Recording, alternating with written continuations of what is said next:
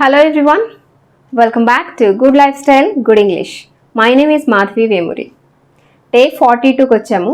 చాలా కాలమైంది, 41 days complete చేసుకున్నాము. Day 42, 43, 44, 45 videos నేను చేయలేదు, కానీ ఈ మధ్య అడుగుతున్నారు అందరూ మిగిలిన 4 వీడియోస్ కూడా కంప్లీట్ చేయండి మేడం అని. సో అందుకని మళ్ళీ రీస్టార్ట్ చేస్తున్నాను ఈ కోర్సు మీ అందరి కోసం.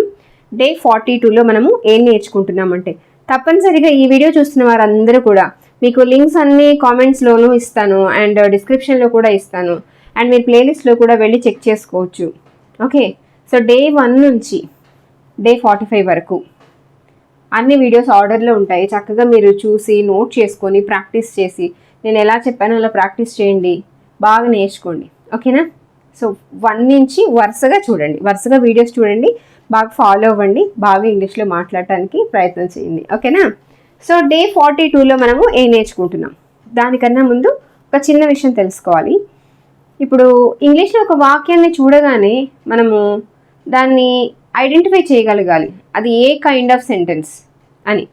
మనకి ఇంగ్లీష్లో 4 kinds ఆఫ్ సెంటెన్సెస్ ఉంటాయి: declarative or assertive sentence, imperative, interrogative and exclamatory sentence. ఓకేనా?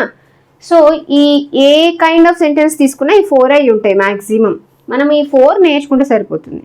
సో డిక్లరేటివ్ సెంటెన్స్ అంటే ఏంటి? మనం మామూలుగా టెన్సెస్లో చెప్పుకున్న అన్ని వాక్యాలు డిక్లరేటివ్ సెంటెన్సెస్. అంటే ఒక సబ్జెక్ట్తో స్టార్ట్ అయ్యి సబ్జెక్ట్, వెర్బ్, ఆబ్జెక్ట్ ఈ ఆర్డర్లో ఉంటాయి. అంటే మన హెల్పింగ్ వెర్బ్స్ టైంని బట్టి టెన్స్ని బట్టి మారుతూ ఉంటాయి, అవి ఓకే. కానీ ఆర్డర్ అనేది మిస్ అవ్వదు, సబ్జెక్ట్, వెర్బ్, ఆబ్జెక్ట్ ఈ ఆర్డర్లోనే ఉంటాయి. ఇలాంటి సెంటెన్స్లు అన్నీ కూడా declarative sentences. Suppose I'm eating a banana, I will go to Delhi tomorrow, we will start a business next year. ఇవన్నీ డిక్లరేటివ్ సెంటెన్సెస్. దీన్ని మనం అసెర్టివ్ అని కూడా అంటాం, అసెర్టివ్ సెంటెన్స్ అని కూడా అంటాం. ఇది మళ్ళీ మనకి 2 types ఉంటాయి: పాజిటివ్, నెగిటివ్. పాజిటివ్ సెంటెన్స్ని మనము అఫర్మేటివ్ సెంటెన్స్ అంటాము, నెగిటివ్ సెంటెన్స్ని నెగిటివ్ అని అంటాము. మీరు టెన్సెస్లో చూస్తుంటే ఆ టెన్సెస్ వీడియోస్ అవన్నీ చూస్తుంటే మీకు క్లియర్గా అర్థమవుతుంది. నెక్స్ట్ వచ్చి ఇంపరేటివ్ సెంటెన్స్. ఇంపరేటివ్ సెంటెన్స్ ఎలా స్టార్ట్ అవుతాయి అంటే ఒక వెర్బ్తో స్టార్ట్ అవుతాయి. ఓకే, ఇంతకుముందు డిక్లరేటివ్ వచ్చి సబ్జెక్ట్తో స్టార్ట్ అవుతుంది అనుకున్నాం. సబ్జెక్ట్ అంటే డూయర్ ఆఫ్ ద యాక్షన్, పని చేసేటువంటి వ్యక్తిని సబ్జెక్ట్ అంటాము. ఓకేనా? మేజర్ రోల్ ప్లే చేస్తూ ఉండేటువంటి కర్త, పనికి కారణమైనటువంటి వ్యక్తి సబ్జెక్ట్ అవుతాడు. ఇంపరేటివ్ అంటే వెర్బ్తో స్టార్ట్ అవుతూ ఉంటుంది ఇంపరేటివ్ సెంటెన్స్ అన్నీ కూడా. అండ్ ఇవన్నీ కూడా మోస్ట్లీ ఆర్డర్స్, రిక్వెస్ట్లు, కమాండ్స్, అడ్వైజెస్, సజెషన్స్, ఇన్స్ట్రక్షన్స్ అయి ఉంటాయి. Okay, for example close your books close చేసి order. Close your books and listen to the class, look at the board carefully. Books close చేసి బోర్డుని కేర్ఫుల్గా చూడు, look at the board carefully వెర్బ్తో start అవుతుంది. అలానే close the door, close your eyes, shut the door, open your books, write down. ఇవన్నీ కూడా imperative సెంటెన్స్లు అవుతూ ఉంటాయి. అవి రిక్వెస్ట్లు కావచ్చు, ఆర్డర్స్ కావచ్చు, కమాండ్స్ కావచ్చు, అడ్వైస్ కావచ్చు, ఏవైనా కావచ్చు. ఇవాళ మేజర్కి మనం వీటి గురించే నేర్చుకుంటున్నాం. Reported speech before this class అంటే 41లో మనం ఏం చూసామో, 41, 40లో. ఇప్పుడు అక్కడికి వెళ్ళండి ఒకసారి. 40, 41లో మనం రిపోర్టెడ్ స్పీచ్ నేర్చుకున్నాము. Direct speech, indirect speech. 40లో వచ్చి మనము డిక్లరేటివ్ సెంటెన్సెస్ని పాజిటివ్ అంటే అఫర్మేటివ్, నెగిటివ్లన్నీ కూడా మనము డైరెక్ట్ స్పీచ్ నుంచి ఇండైరెక్ట్ స్పీచ్లోకి చేంజ్ చేయడం నేర్చుకున్నాము. ఆ సందర్భాలు ఎలా వస్తుంటాయి, మనం ఎలా చేంజ్ చేయాలి, ఎలా మాట్లాడాలో కూడా మనం వివరంగా తెలుసుకున్నాం. అండ్ 41లో వచ్చి ఇంటరాగేటివ్ సెంటెన్సెస్. ఇవి క్వశ్చన్స్ వచ్చినప్పుడు మనము డైరెక్ట్ టు ఇండైరెక్ట్ స్పీచ్ ఎలా ట్రాన్స్ఫర్ చేయాలి, మనం ఎలా మాట్లాడాలనేది తెలుసుకున్నాము. ఇవాళ వీడియోలో మనము ఇంపరేటివ్ సెంటెన్సెస్ ఎలా ఇండైరెక్ట్ స్పీచ్లో చెప్పాలో నేర్చుకుందాం. ఇండైరెక్ట్ స్పీచ్లో ఇంపరేటివ్ సెంటెన్సెస్ ఎలా చెప్పాలంటే ఒక వెర్బ్తో స్టార్ట్ అయినటువంటి వాక్యాల్ని ఎలా చెప్పాలి అని. ఓకే, నెక్స్ట్ ఎక్స్క్లమేటరీకి వచ్చేటప్పటికి ఇవి ఆశ్చర్యార్థకాలు అనమాట. మన సడన్ ఫీలింగ్స్ని తెలియజేసేటప్పుడు wow, alas, hurray, I want the match, alas, what a sad news it is, ఇలాంటివన్నీ ఎక్స్క్లమేటరీ మార్క్తో వస్తూ ఉంటాయి అన్నమాట, ఆశ్చర్యాన్ని తెలిపేటువంటి వాక్యాలు. సో ఇవి పక్కన పెట్టేయండి. ప్రస్తుతం ఇప్పుడైతే మనము ఇంపరేటివ్ సెంటెన్స్ని డైరెక్ట్ స్పీచ్లో ఉన్నవి ఇండైరెక్ట్ స్పీచ్లోకి ఎలా ట్రాన్స్ఫర్ చేయాలి, ఎందుకు ట్రాన్స్ఫర్ చేయాలో చూద్దాం. సో ఇక్కడ ఒక ఎగ్జాంపుల్ రాశాను చూడండి. The boss said clear all the files with in a week. ఒక వారంలోపు అన్ని ఫైల్స్ క్లియర్ చేయండి అని అన్నారు. So clear it's a verb. Clear, cleared, cleared, అంతే కదా. సో వెర్బ్తో స్టార్ట్ అయింది. ఇది ఒక ఇంపరేటివ్ సెంటెన్స్. చాలా ఈజీ. అన్నిట్లోనే ఇంపరేటివ్ సెంటెన్స్ మనం ఇండైరెక్ట్లో చెప్పడమే ఈజీ, ఎందుకంటే పెద్దగా చేసే మార్పులు ఏమి ఉండవు కాబట్టి. ఇవి గుర్తుపెట్టుకోవాల్సింది ఏంటంటే, ఇక్కడ ఉన్నటువంటి ఈ వాక్యం వచ్చి ఈ ఇన్వర్టెడ్ కామర్స్లో ఉన్నటువంటి sentence A kind of sentence అంటే ఇంపరేటివ్ సెంటెన్స్ అని అర్థమైనా కూడా అది ఆర్డరా, రిక్వెస్ట్, కమాండా, సజెషనా, అడ్వైజా, ఇన్స్ట్రక్షనా ఏదో తెలుసుకోగలిగితే మనము ఈజీగా ట్రాన్స్ఫర్ చేసేయచ్చు. Clear all the urgent files with in a week. ఒక వారంలోపు అర్జెంట్ ఫైల్స్ క్లియర్ చేయండి అని ఎవరన్నారు? బాస్ అన్నారు. బాస్ ఏం చేస్తూ ఉంటారు? ఆర్డర్స్ వేస్తూ ఉంటారు. ఓకే, సో ఇక్కడ మనము ఆర్డర్డ్ అని రాయాల్సి ఉంటుంది. The boss ordered. అంతవరకు ఓకే కదా. ఇప్పుడు clear all the urgent files. దీనికి మనము ఎలాంటి టెన్స్ చేంజ్ చేయము, సెంటెన్స్ మార్చము.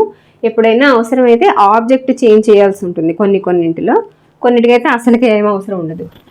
టు అనే ఒక ప్రిపోజిషన్ యాడ్ చేస్తే సరిపోతుంది. The boss ordered to as it is రాసేసుకోవడమే. To clear all the urgent files within a week. వారంలో అన్ని ఫైల్స్ కంప్లీట్ చేయమని బాస్ ఆర్డర్ వేశారు. ఇలాగే అనమాట. ఇప్పుడు మనము కొన్ని ఎగ్జాంపుల్స్ చూద్దాము. చూశాక మీకు ఒక చిన్న టెస్ట్ పెడతాను. మీకు ఎంతవరకు అర్థమైందో ఒకసారి చెక్ చేసుకోండి. సో వీడియో చివరి వరకు చూడండి, ఓకేనా. సో ఇక్కడ చూడండి, నేను కొన్ని ఇంపరేటివ్ సెంటెన్సెస్ డైరెక్ట్ స్పీచ్లో రాశాను. ఇవన్నీ కూడా మనం ఇండైరెక్ట్ స్పీచ్లోకి ట్రాన్స్ఫర్ చేద్దాం. ఫస్ట్ చేసిన తర్వాత నెక్స్ట్ నేను తెలుగులో కొన్ని డైరెక్ట్గా నేను ఇండైరెక్ట్ స్పీచ్లోనే రాస్తాను. వాటన్నిటికీ మీరు ట్రాన్స్లేషన్స్ చెప్పాలి, ఓకేనా. ఫస్ట్ ఇక్కడ చూడండి, my sister said to me. మా సిస్టర్ నాతో అంది ఏమని? Please right my records. నా రికార్డ్స్ రాయమని నన్ను రిక్వెస్ట్ చేసింది. ఎందుకు? ప్లీజ్ అన్నది కదా. సో అది మనము రిక్వెస్ట్ కింద తీసుకోవాలి. అప్పుడు మనం ఎలా ట్రాన్స్ఫర్ చేస్తాము? మై సిస్టర్ రిక్వెస్టెడ్ మీ. ఇక్కడ మనం రిక్వెస్ట్ అని వాడేసాం ఆల్రెడీ, ఇంకా ప్లీజ్ అవసరం లేదు. My sister requested me to right her records. Okay, మా సిస్టర్ నన్ను రిక్వెస్ట్ చేసింది తన రికార్డ్స్ రాయమని. నెక్స్ట్ వచ్చి the commander said to the soldiers stand in a line. Commander అన్నారంటే అక్కడ మీరు కమాండెడ్ అనే వాడాల్సి ఉంటుంది. సో ఏం చెప్పారు? Commander stand in a line, అందరూ లైన్లో నిలబడండి అని అన్నారు. సో ఎలా చెప్తాము? The commander commanded to stand in a line. ఇంకా అందులో మనం మార్చాల్సింది ఏమీ లేదు. ఓకే, సో నెక్స్ట్ వచ్చి I said to the manager. నేను మేనేజర్తో అన్నాను ఏమని? Please grant me leave for 3 days. నాకు 3 రోజులు లీవ్ ఇవ్వండి అని నేను అడిగాను. ప్లీజ్ అంటున్నాను కదా, సో రిక్వెస్ట్ ఎలా చెప్తాము? ఐ రిక్వెస్ట్, ఇక్కడ ప్లీజ్ ఉంది కదా, so I requested the manager to grant me leave for 3 days. To grant me leave for 3 days ఇలా చెప్తాము. నెక్స్ట్ వచ్చి ఇక్కడ ఒక్క విషయం గుర్తుపెట్టుకోండి, ఇక్కడ అడిగింది నేనే అంటే ఈ మాటలు చెప్పింది నేనే, మళ్ళీ ఇలా అన్నాను అని చెప్తుంది కూడా నేనే, కాబట్టి ఇక్కడ మీగానే వస్తుంది. ఓకే, ఇక్కడ ఐ కాకుండా హీ అనో ఇంకొక సబ్జెక్ట్ చెప్పామనుకోండి. She said to the manager please grant me leave for 3 days. ఇదే సెంటెన్స్ చెప్తే ఈ మాటలు ఆమె అన్నది అని చెప్పామనుకోండి, అప్పుడు మనం మార్చేటప్పుడు she requested the manager to grant her leave for 3 days అని చెప్పాలి. అర్థమైంది కదా. Next, my mom always says to me. మా అమ్మ ఎప్పుడు అలా అంటూ ఉంటుంది, చెప్తూ ఉంటుంది. Always says to me simple present టెన్స్లో ఉంది. సో ఇప్పుడు ఏం చేయాలి? Wake up early in the morning. ఇది ఇన్వర్టెడ్ కామర్స్లో ఉన్నటువంటి డైరెక్ట్ స్పీచ్లో ఉన్నటువంటి వాక్యం. Wake up early in the morning. పొద్దున్నే ఎర్లీగా లేవమని అమ్మ ఏం చెప్తుంది? నాకు ఇన్స్ట్రక్ట్ చేస్తుంది, లేదా సలహా ఇస్తుంది, అడ్వైస్ చేస్తుంది, సజెషన్ ఇస్తుంది, ఆర్డర్ వేస్తుంది, ఏదైనా చెప్పుకోవచ్చు మనం.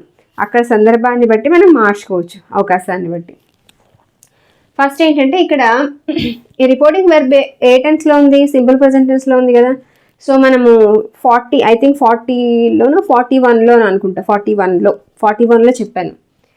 ఇక్కడ ఈ రిపోర్టింగ్ వెర్బ్ వచ్చేసి సింపుల్ ప్రెజెంట్ టెన్స్లో ఉంటే ఎక్సెప్షన్స్లో వస్తుంది.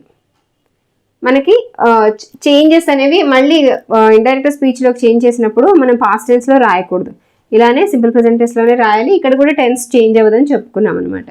సో ఇక్కడ ఎలా చెప్తాము, మై మామ్ ఇన్స్ట్రక్టెడ్ కాదు, instructs me. My mom always instructs me to wake up early in the morning. మా అమ్మ ఎప్పుడు ఇలా నన్ను ఇన్స్ట్రక్ట్ చేస్తూ ఉంటుంది పొద్దున్నే లేవమని. ఓకేనా. నెక్స్ట్ వచ్చి my lecturers said to us. మా లెక్చరర్ మాతోటి అన్నారు ఏమని, work hard for the exams. Work hard for the exams, ఎగ్జామ్స్కి కష్టపడండి, కష్టపడి పని చేయండి అని చెప్పారు. ఎలా చెప్తాము, my lecturers said to us కదా, సో ఇది advise. My lecturers advised us to work hard for the exams, ఇలానే చెప్తాము. నెక్స్ట్ వచ్చి the house owner said to them. House owner వాళ్ళతో ఇలా అన్నాడు, vacate the house immediately. వకేట్ the house immediately, ఇమ్మీడియట్గా ఖాళీ చేయండి ఇల్లు అని చెప్పారు. సో ఇది ఆర్డర్ అవుతుంది. ఎలా చెప్తాము, the house owner ordered them to vacate the house immediately. ఇమ్మీడియట్గా హౌస్ వకేట్ చేయమని వాళ్ళకి ఆర్డర్ వేశాడు. నెక్స్ట్ వచ్చి he said to me. He said to me, అతను నాతో అన్నాడు, please start online classes for all of us. మా అందరి కోసం ఆన్లైన్ క్లాస్ స్టార్ట్ చేయండి అని అతను నన్ను అడిగాడు. సో ఇది ప్లీజ్ కాబట్టి రిక్వెస్ట్ అవుతుంది.